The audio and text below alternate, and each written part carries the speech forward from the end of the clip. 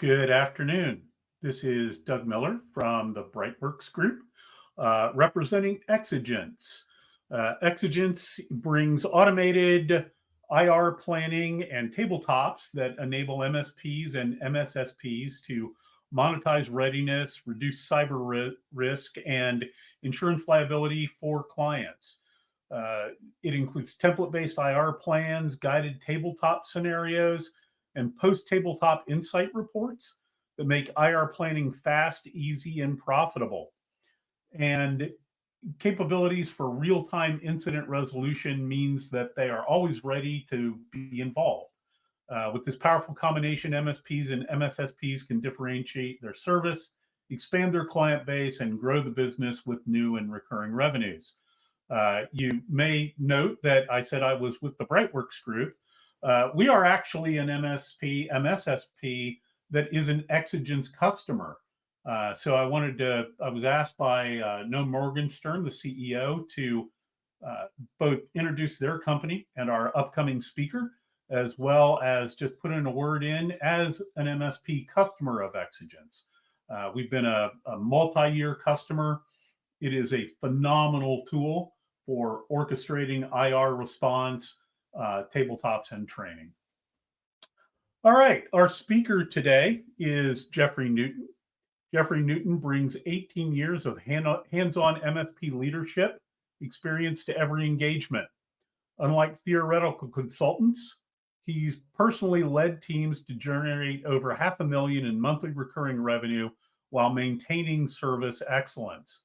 As the co-founder of Sift.ai, he revolutionized MSP operations by creating the industry's first voice to PSA platform, solving a critical disconnect between technicians and PSA systems.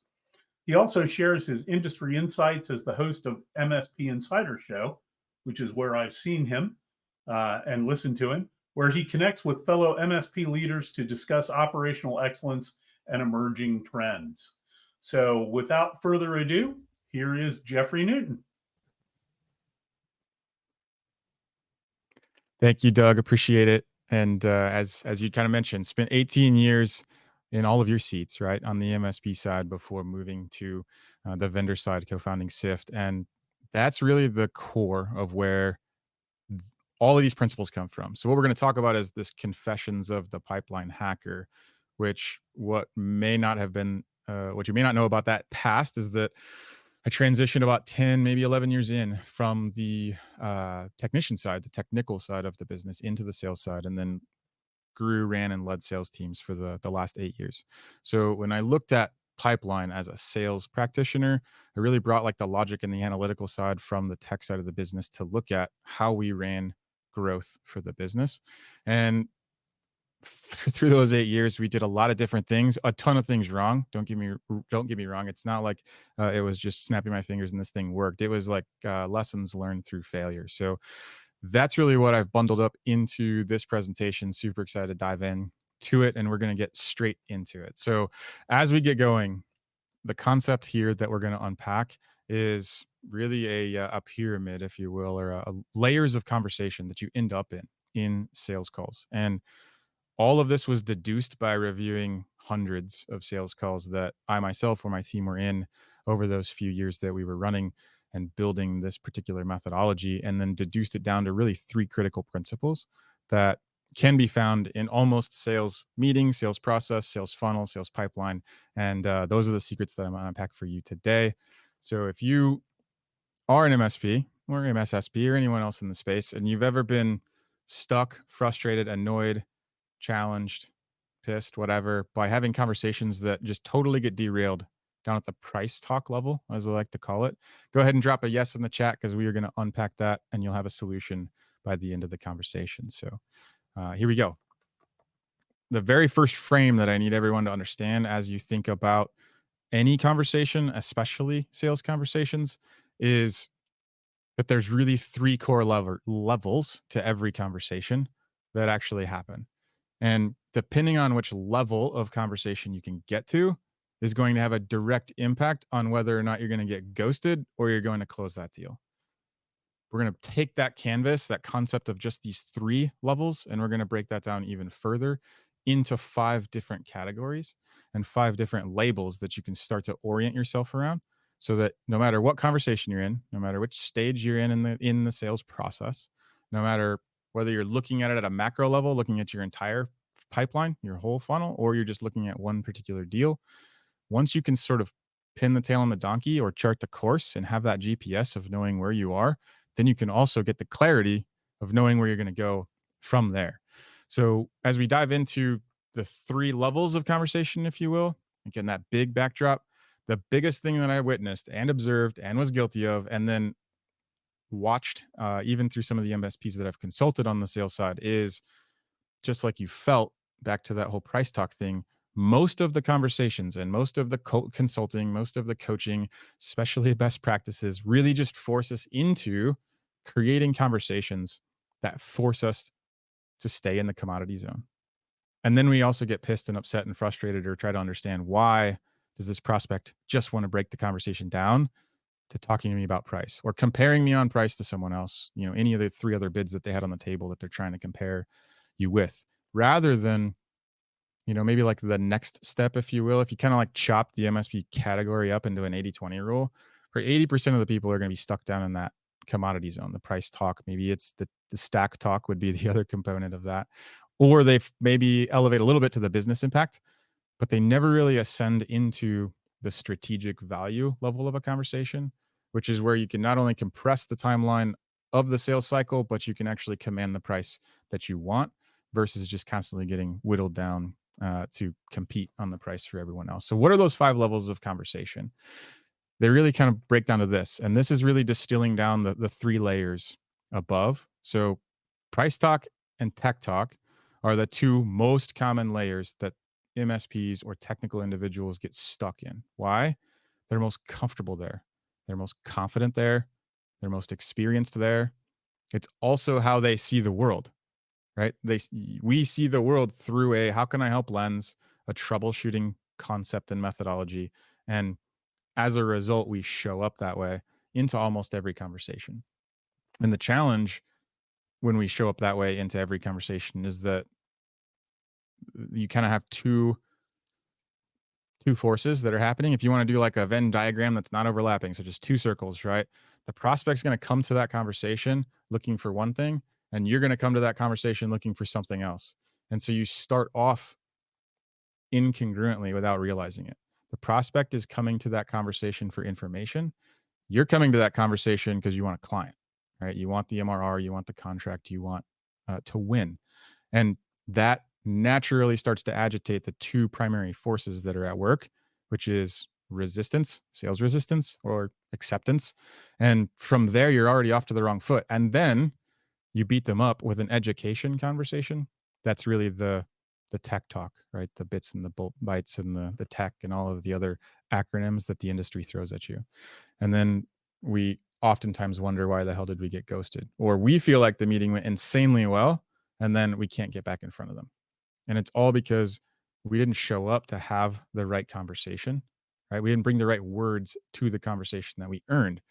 Most MSPs, when you're talking about growth, traditionally will ask or say, like, well, I just need more leads. If I just had more leads, then we would get to our goals. And the reality is, it doesn't really matter how many leads you get if you aren't having the right conversation once you get them. And so my take on it, and really, again, my reflection of where and how our team evolved, was we sort of hit this line. And the line is really right here between small talk and power talk. That is kind of this good enough line where our performance, right? Maybe it was like 25% win rate or something like that. And like that was good enough because it was good enough based on some industry standards and stuff. But eventually, by tweaking and adjusting these dials, we ended up running like a 68% win rate for a prolonged period of time. At least 2 years we were running in that zone because we adjusted those things. And it had to do with not looking at, hey, I just need more leads. It was, how do we change the conversations we're actually getting? And in that time frame, again, just to add some context, we had all sorts of things going on from a marketing standpoint, but we had a lot of teleservices going. So we went from an MSP that was doing no outbound to all outbound and 0 leads a month to 38 held meetings a month, right? So that's the volume that we're talking about that this particular system was ran through. So let's dive in, because now we're going to unpack all of this, but you actually don't have to know how to fix any of those levels if you stay to the end, because I built a custom GPT for you to actually just navigate all of this, regardless of where you are in your sales conversation. So, what did I learn when reviewing these hundreds of calls and evolve our sales methodology to? The very first secret was what I called the $50,000 question gap. And what the hell does that even mean? And where does $50,000 come from? No, it's not just like I'm here to sell you on this magical number that looks big. It was really reverse engineering the average MRR size of a deal and then annualizing it, right? So at this time, when this was built and when this was discovered, the average MRR deal was about 50 grand. And yeah, there was some terms and stuff, but what actually prevented us and lost us that $50,000 contract? It was something my dad taught me, but it took me like, I don't know, 30 years to figure out. He always used to say, as soon as I learned how to listen to understand instead of listen to respond, that like that would be the unlock for me. Well, it wasn't until I took on a sales role and got humbled in my very first sales meeting for this very reason. If we go back to that conversations component of the first conversation, or the first slide was like, how do we show up as tacticians and technicians and helpers? We show up to educate. And as a result, when the prospect is talking, like we already have what we're going to say queued up in our mind. That should be the tell that's going to cost you the $50,000 of that agreement when you're just sitting there waiting for your turn to talk. Okay. So the question gap is how we can create the space in the conversation through questions and listening for the right things in the conversation to then lean in and extract what we need from the conversation and from the prospect or from the individual. And the irony in all of that, when we can create the space for that conversation to truly happen, and if you truly listen and to understand, the prospect is actually going to tell you exactly how to close them. And that's the secret, at least in secret number one. When you review it, most people, right? It's almost, again, that kind of 80-20 rule, but most of us with that technical background, and honestly, even most new sales reps, just like I did, start that conversation trying to force our sales process, our sales scripts, our battle cards, all of those things onto whoever we're talking to, rather than really trying to unearth what's going on in their world and how can we actually help. Right. So the question, if you want to get to the top of that pyramid, when you're in scenarios where you're even catching yourself just sitting there and waiting, like when a prospect tells you something, give it some space, give it some air to breathe, like count 1, 2, 3 in your head. That'll at least hijack your brain so you're not sitting there thinking about what you're going to say. And instead, say a question, right? Ask a question. Don't just come back over top explaining to them why their reality was what it was. Ask them something like what's on the page here, right? Help me understand why that matters to your business, right? And then keep asking questions to continue to dig rather than just coming over top of them, right? And listen for things like tonality, timing, pace. You've got to create that space, that gap between the talking to just let some words hang. And it can be kind of uncomfortable, just like that, right? And let them fill that space. Because if you create the space, they will come forward because it is uncomfortable. And you just have to be okay 1 second longer being uncomfortable than the other person does. And then they'll fill it. And now you have them talking again. It's not that hard. We just overcomplicate the shit out of it usually because we're thinkers and we overanalyze it. So that one shift, again, going back even and analyzing so many transcripts of our sales calls, was not even just looking for the words in the transcript, but finding the pauses and the spaces as well inside it and driving it through like sentiment and those things. But this is far more than just like percentage of talking or percentage of communication. This is asking questions that drive toward what is the outcome that they want, right? What is the problem that they have that they do not want? Or what is the promise of the future they want, but they do not have? And if you angle your questions through those two lenses, you just can't lose. Secret number 2. This is the literal picture that I snapped years and years and years ago from the individual that I got this concept from. And this one is probably where I get the most passionate about what I hate about the industry so much when it comes to industry best practices. in a different presentation, I usually just label it the best practice bullshit, because that's kind of what it is to an extent. So much of what it preaches is like, you have to have the sales process. Your sales process needs to be exactly like this. You need to ask these questions in these sort of ways. I'm not saying that you don't need a sales process, but what I am telling you after reviewing all of those deals and looking at the MRR that we were producing is that the only process that truly mattered in getting a contract was the buyer's buying process, right? The sales process to an MSP, why I think it's so frustrating is, again, as practitioners, we tend to be more binary and black and white. So like, if I get this process, which was a word I banned in our MSP, by the way, we had frameworks to give it fluidity.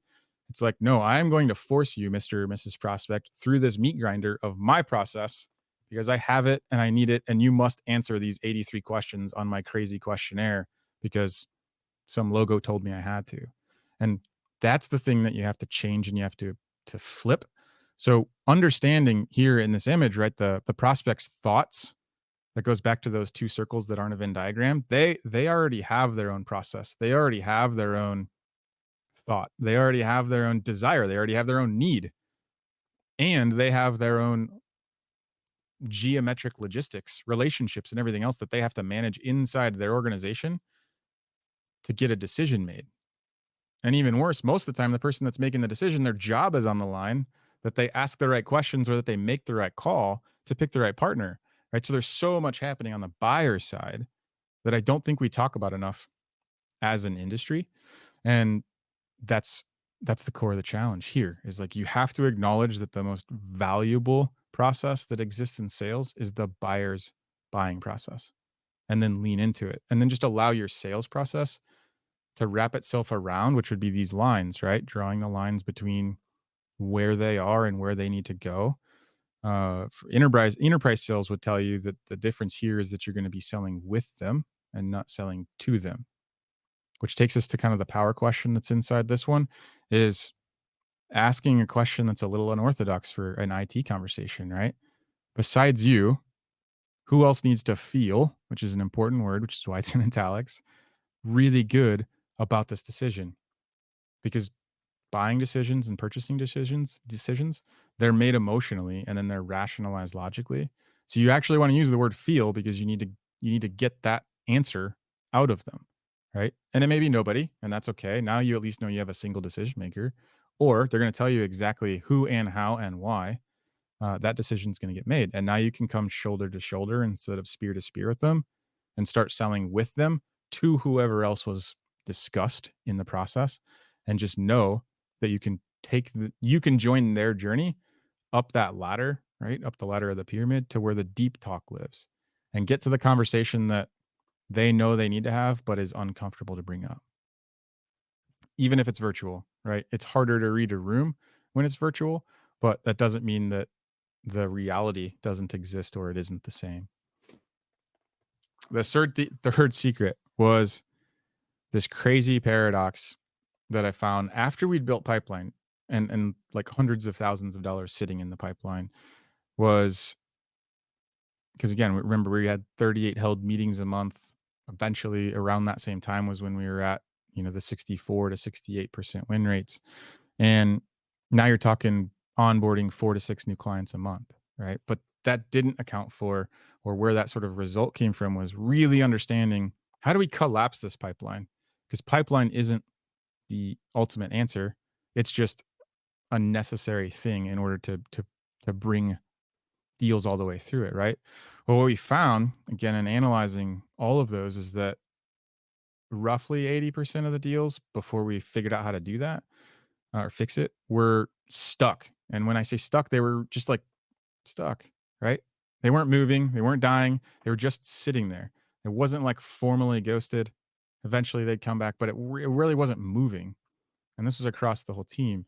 And getting in and trying to understand that, you have to figure out or understand how to know why it's stuck, right? And where it's stuck. And then that really exposed the nature, what lies beneath this particular secret.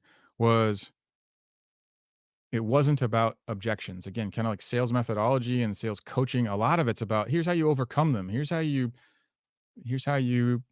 pin them into submission. It's like, well, that is you will get results doing it that way. I'm not going to say you won't, because that's just like sort of skill and adaptation. Now, the real thing though, like imagine a world where you just didn't get objections, right? Would you rather have that reality versus having to figure out how do I play verbal jujitsu with this person to pin them down into probably a decision they're going to have remorse about? And then it's an even worse way to start a relationship. So, what we found was through the transcript specifically, when we figured out what the objections were, we put the elephant on the table and we structured questions at the beginning of our discovery process, the front end of the sales cycle, to actually call that stuff out and talk through it right away. Because the key to all of it was that, just again, like it says here on the slide, every single objection was just an unanswered question that was infected and like festered through the whole process. And so then it kind of gets to the end and maybe it comes out in late stage conversations. But by then, there's so much angst and animosity and everything else around it that like the objection isn't even really the objection anymore, because the objections cause so many emotions that you can't overcome that it just turns into a ghosted inbox as well again. And so you have to think through the lens of what are the objections that you're getting, and don't be afraid of them. Don't think about how am I going to overcome them. Just understand that those are the conversations that are already happening in the prospect's mind. How do we enter those conversations congruently and proactively, and then take control of them by being able to articulate their problem better than they can? And then everything else just starts to fall in line.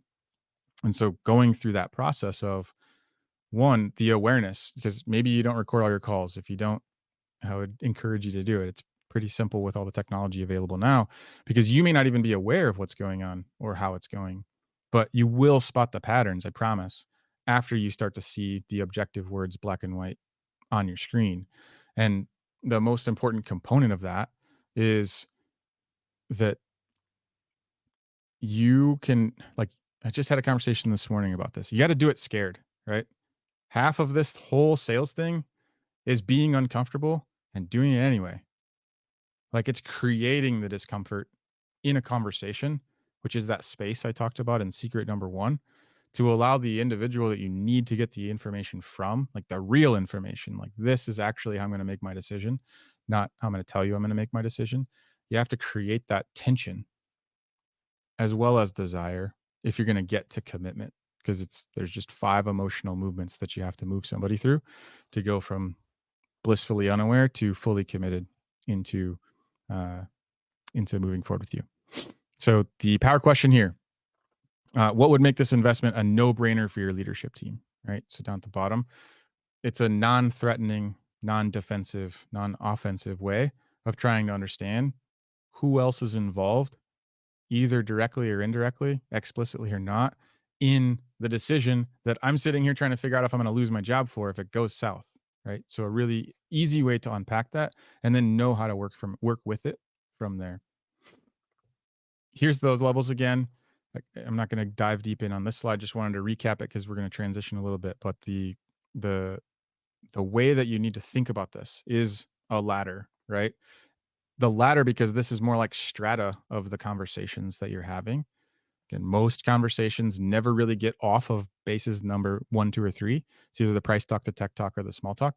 And that's where you can pretty much sit in like frustration purgatory, where deals just sort of sit, right? Going back to my pipeline with the 80/20 rules, like we had to figure out how to debase inaction, because inaction is your number one competitor that you're actually selling against for MSP sales, right? It's not anything other than inaction. And so you have to be able to transfer conviction deeply enough to overcome the fear on their end of the pain of a transition. And so how we go through those things is understanding that when you can have and lead conversations that actually elicit emotional responses, you are naturally forcing them to climb their emotional ladder from curious to having some tension between how, like, their current situation and now a reality they realize exists, but they don't have. And then from there, you go from tension to desire. Now they want the thing that you offer that they didn't know maybe existed, or they didn't know that it could be different. And then from there, it goes into, well, do I trust their ability to deliver the outcome, basically the process. And then after the process piece is locked in, then it's commitment. Okay, yep, I'm good to go, and it just moves forward. You have to guide the call, not force it, not pull them into your crazy ass sales process that you have to ask them 73 questions that you asked 53 of on the first call and you didn't talk internally as a team to just beat them with. But like, that's their reality. That's the crap they go through. Sales processes are the most frustrating thing in the world. Think about the last one you went through with a vendor. I'm certain that it probably pissed you off, or at least frustrated you, because you just couldn't get what you wanted out of it. Why? It wasn't your buying process.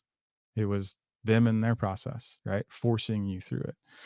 And yeah, strong arming doesn't work. No, not usually. Coercion isn't the greatest tactic. Um, impact. So why do we do it? Well, one, everyone else is doing it the way I've just sort of thrown some stones at, right? So if you want to look different in a world where we all look the same, changing the questions that you're asking, flipping the conversation that you're having, is the best way to start differentiating yourself, because you're going to look different and feel different and sound different, and the interaction is going to be completely different from the beginning.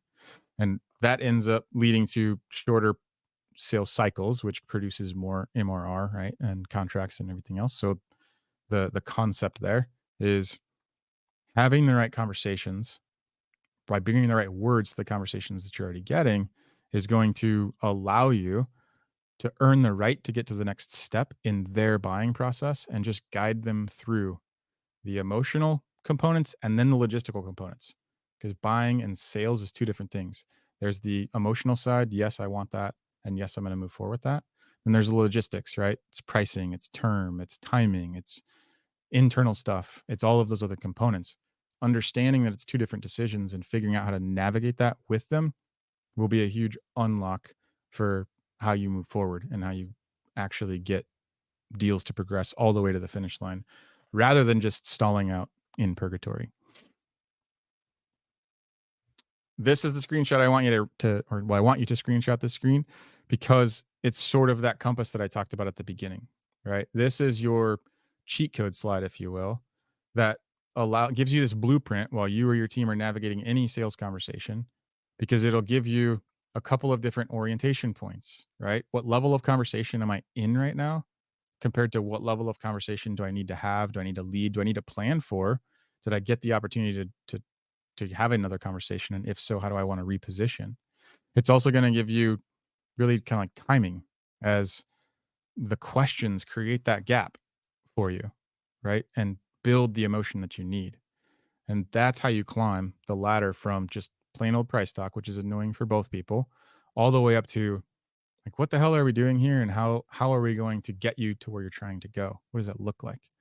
You ask it in different ways, obviously, right? These 3 power questions are here, and they're certainly great to help you like get off base and move through those 3 main levels.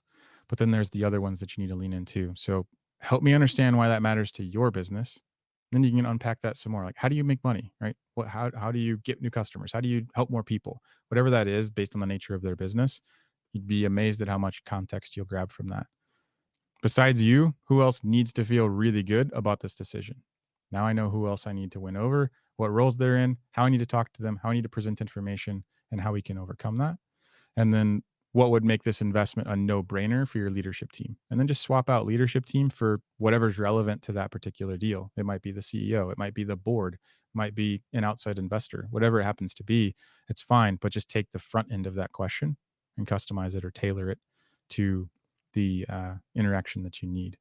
And so the things that I want you to think through as you look at, again, if you're just like a single rep or owner-led sales, or you're running a team, the next time you actually look at your pipeline, you need to assess it through this lens, right? Like, put your troubleshooting hat on and start troubleshooting your process. If you don't have one, you got to make one. Sorry, because you got to do the same. You got to do things the same way, right? So that you can understand which levers you're going to pull to fix your conversion rates at different stages. Just remember though that the buyer's buying process is far more important than your sales process by the time you get it done. And be malleable and aware, and don't sound tone deaf when you're in the room, right? Like, it's perfectly fine to have gone in with an expectation, although I'd encourage you not to, detached from the outcome. But if you did, like, be able to pivot midway through, and like, don't be the dog with the bone where you just needed to get to the end. Like, understand what is it that they need out of their process? What do they need to be guided through in order to get to the data, the information, the context that they need to feel really good about the decision that they're making? So when you look at your pipeline, you're going to diagnose where, like, at what stage and how we're doing things now, where is it getting stuck? Now, maybe stuck needs to be changed with how's it being, why is it taking longer than it should, right? It's not necessarily stuck, but maybe it's taking a little longer. But wherever it is, like, where are things, where's there so much friction in your process that it's causing things to not progress? And then from there, go back through those 3 secrets and perhaps the custom GPT that you'll get, and just dump the context into it and say, help me understand where I am, and then give me a plan to get off the X and understand how to get to the top level of the pyramid, so that you can actually collapse that deal into a closed one, rather than the ghosted status, or the I don't know, what is it, closed loss due to timing, or some other dumb classification that you use, that's like our little psychological out that we don't have to feel bad about losing, because we can just like kill it and move on. So deploy that, and then disarming the objections is probably the most important area of understanding how you can accelerate your deal cycle. Is, if you are getting objections right now, that is the result of something that you're not asking or presenting earlier on in your conversations. So figure out what your objections are now. This is the part where you have to be really honest with yourself. It's not a reflection of whether you're a good or bad salesperson. It's just a reflection of the conversation that you're having. What are your objections? Write them down. From there, maybe take those objections and go to that GPT that you'll get and ask, like, how could I reposition this? Why am I encountering this? Here's our process. Where is it going wrong, and why? Give me some questions that I can use to avoid this objection that I keep getting. And then ensure that you bring that forward in the process that you're taking a buyer through, so that you can remove the time, which is the thing that equalizes it for everyone, right? Remove the time that's creating that festering infection, so that you can ultimately win, right? And do it a lot faster, because it's not just going to sit there and fester. And through that process, I assure you that you will climb that ladder of those 5 levels. And it's also, I should have given you guys permission at the beginning. That's my fault for not doing. I was going to give you permission to say, like, it's okay, because it's not your fault. Most of us didn't get into this business because we were salespeople, and most of us didn't get into this business because that was the end goal. So with that, we've all just sort of tried to do what the industry told us to do, right? Which resulted in not really getting out of those bottom 3 levels. And throw that up on the screen so you can get it, because this is really where the magic's going to be, is the QR code. That QR code will take you straight to the custom GPT that can pretty much answer all the questions that you probably have out of that particular presentation, and help you get straight into, how do I get off the X? How do I do it in a way that's going to take me from level 1 to level 3, or level 3 to level 5? Or I keep getting crushed with this objection. I have no idea how to reframe it. Or I sent a follow-up email, but I'm not getting any responses. Like, it's all baked in there with the psychology and everything else that is designed to solve this for you. And if you have any questions there, that's the place to answer it. And if not, you can find me anywhere, but find me on LinkedIn. Were there questions? Tara, I wasn't following along. I am muted. We have quite a few questions. That All was right. such a good talk. Thank you so much for doing that. Yeah. I'm going to remove that from the stage. Okay. And some of these questions that have rolled in, people, you can go, oh, love this talk. Oh, people celebrating you. Look at you. People are loving it. All right. Let me Look at pull it. this. AI win. So I have a question for you. Was that Yeah. the custom GPT you were working on for that AI thing, or was this different? No, this one's different. That one that I built in 20 minutes has a little bit of an attitude, because I had to force it so quickly, right? So this is actually designed specifically for this talk. So it has Okay. all of the psychology and all of the context behind the 5 levels, and it understands what to look for and how to look for it, the sentiment and all of those components. So it was custom built for this talk and this audience to be able to really apply what was taught so that it can be actionable. Because that was the thing that always frustrated me about when I would sit and watch something. It's like, great idea, no friggin' clue how to do that for myself, right? No idea how Yeah, to take this home and make it yeah, happen. exactly. So let's get to our first question. If Mhm. an MSP only had 5 minutes to prep before a call, where should they focus their energy? Mm. Stillness. So the number, if you only had 5 minutes, you're in hyperactive overdrive, like trying to figure out how to game this thing. What do I need to do? How do I need to do it?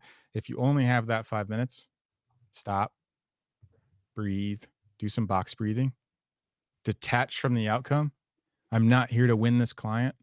My only objective for this conversation is to earn the opportunity to get another one. And from there, if you ask questions and unfold it, that person's going to want to have the next conversations, not like, hey, chasing them down. So if I only had the 5 minutes, that's what I would do. It's it sounds atypical, maybe, but that's eventually what the sort of like routine in the vehicle was too: is breathe, clear your head, detach from the outcome, and be ready to ask some questions.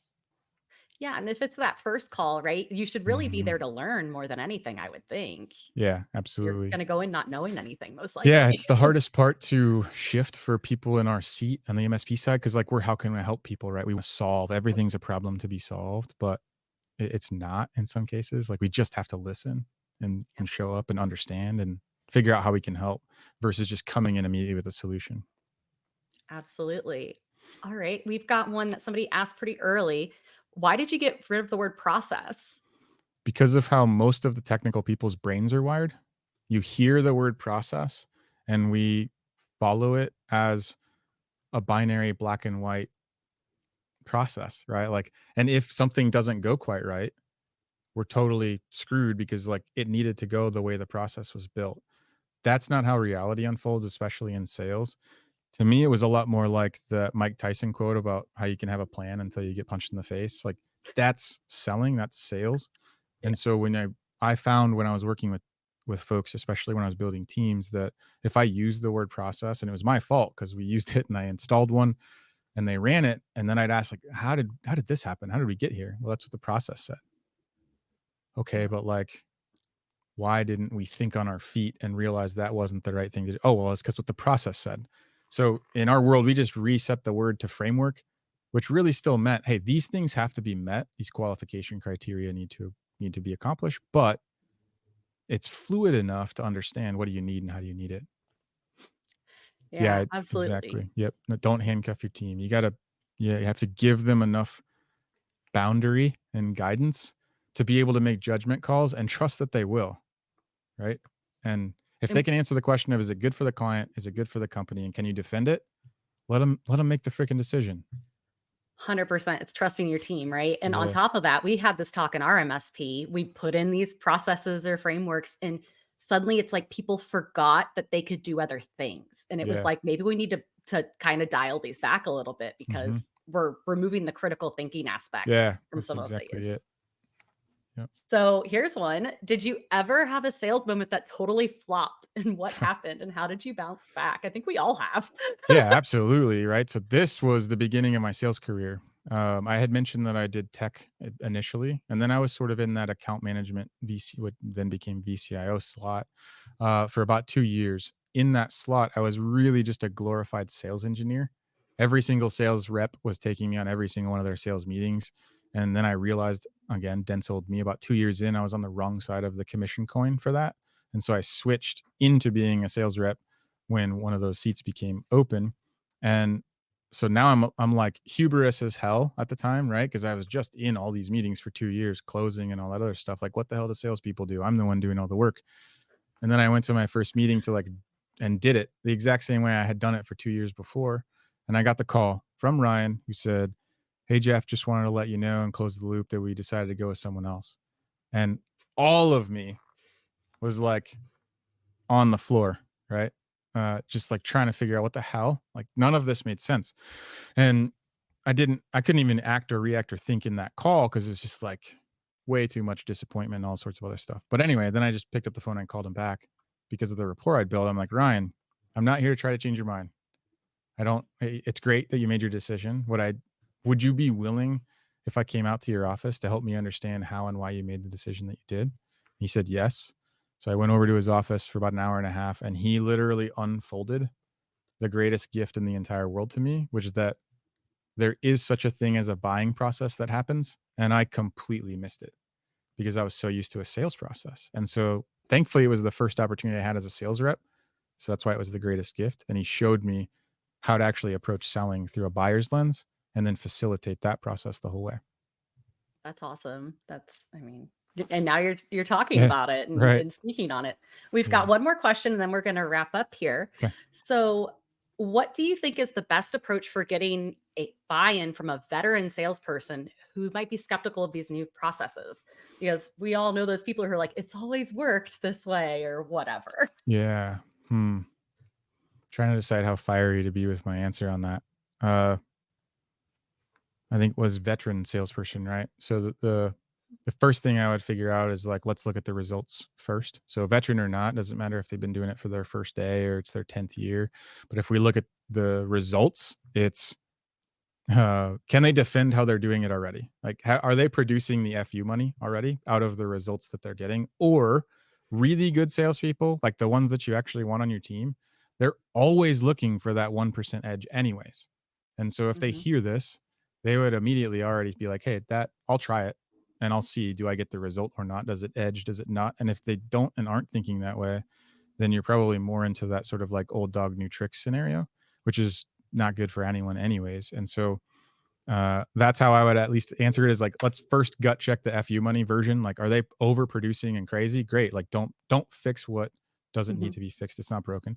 But if it's veteran as in just like time served, that's a totally different conversation. And so I would kind of like pull that back to, are they coachable and are they looking for that 1% edge? Because they're actually looking for like the 100% edge, but that's the piece. I like this. I don't care about my past success if I can do better. I love that. We should all be trying to make Yeah. incremental improvements, right? That's Yeah, awesome. absolutely. Well, we have almost hit time. So thank you so much for being here, Jeffrey. This was Yeah. so good. Everyone give him a little round of applause virtually. Oh, thank you. I just saw one pop up without me even Yeah. having to say it. How cute. And people can catch you on LinkedIn. How can they get a hold Yeah. of you? Yeah, Jeffrey Newton on LinkedIn is where you're at. If you want to email me, jeff@cyft.ai. Awesome. Thanks so much. Yeah, absolutely. We'll see you. Bye.